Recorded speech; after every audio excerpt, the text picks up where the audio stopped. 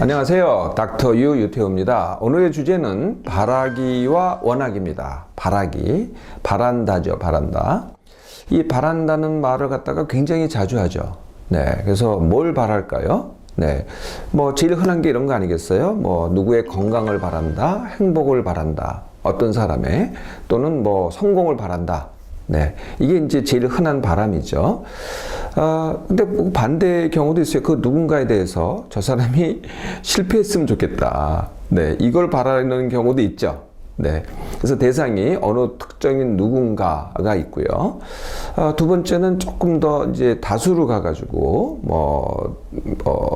회사가 됐던 또는 단체가 됐던 또는 모임이 됐던 사회가 됐던 아니면 국가가 됐던 세계가 됐던 어떠한 사회가 됐으면 좋겠다. 어떠한 사회가 어떠한 국가가 됐으면 좋겠다라고 바라는 거죠.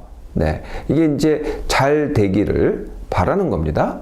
반면에 또 그 반대의 경우도 또 있습니다. 그 사회가 잘못됐으면 또 이 회사가 잘못됐으면 네, 그 회사가 망했으면 이런 바람도 있습니다. 세 번째는요, 상황과 환경에 대한 바람이죠. 네, 어떠한 상황이 됐으면 좋겠다. 좋은 상황, 어떠한 환경이 됐으면 좋겠다. 추우면은 따뜻한 환경이 됐으면 좋겠다. 라고 바라는 거죠. 네, 너무 더우면은 좀 선들선들한 바람이 불었으면 좋겠다라고 바라는 거죠. 그런데 또 그 반대로 또 이게 자신의 일 수도 있고 남의 수도 있겠습니다만은 그 나쁜 상황, 나쁜 환경을 바라기도 합니다. 이건 뭐 그렇게 흔하진 않겠지만은요. 이런 바람도 있습니다. 남이 나에게 무언가를 해주기를 바라는 경우. 네, 이것도 바람입니다. 네, 그래서 제일 흔한 바람은 뭐겠어요? 도와주기를 바라죠.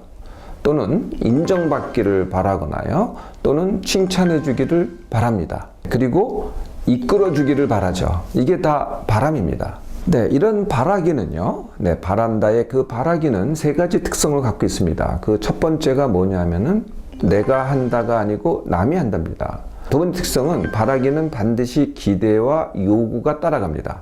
네, 그거의 실체는 기대와 요구라는 거죠. 바라기의 실체는.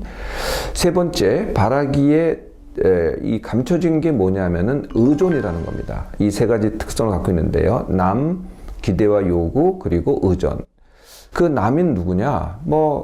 가장 가까운 남이라면은 이제 가족이 되겠고요. 또는 친구가 되겠고, 동료일 수도 있고, 아니면은 회사일 수도 있고, 사회일 수도 있고, 국가일 수도 있고, 세계일 수도 있습니다. 이렇게 이제 남일 수가 있는 거죠. 또 많은 경우에는요, 그게 신일 수가 있습니다. 우리가 이제 신에게 바란다고 하죠. 네. 이렇게 남입니다.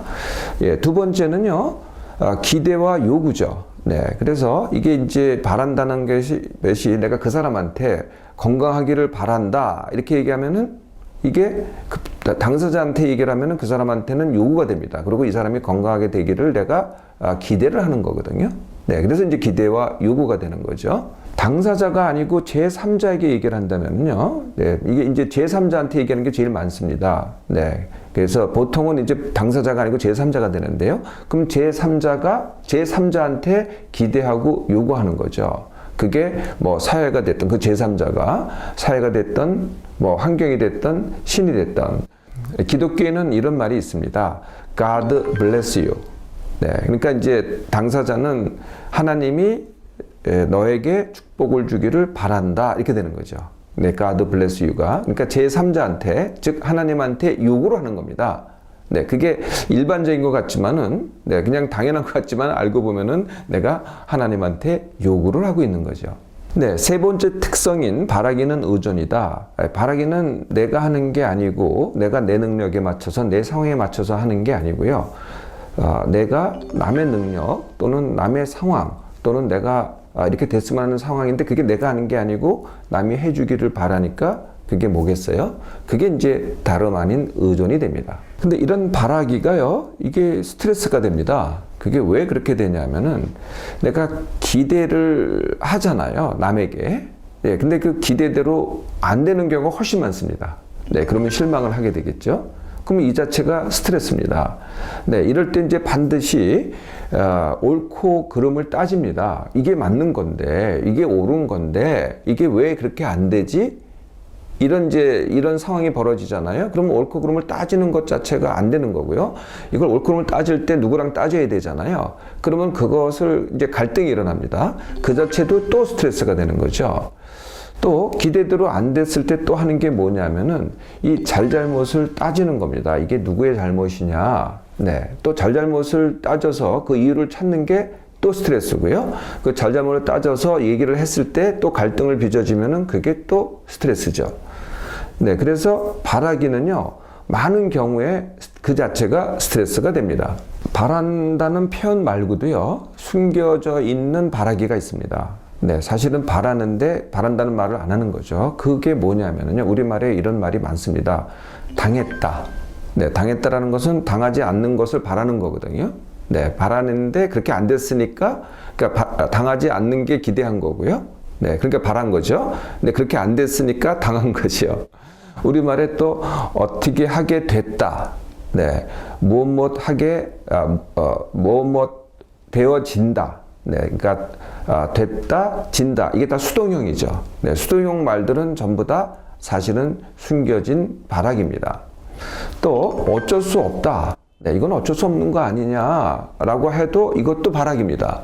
네, 어쩔 수 있는 걸 바라니까 어쩔 수 없다가 그 바란 거에 대한 실망이 되는 거죠. 이것도 사실은 숨겨진 바라기입니다.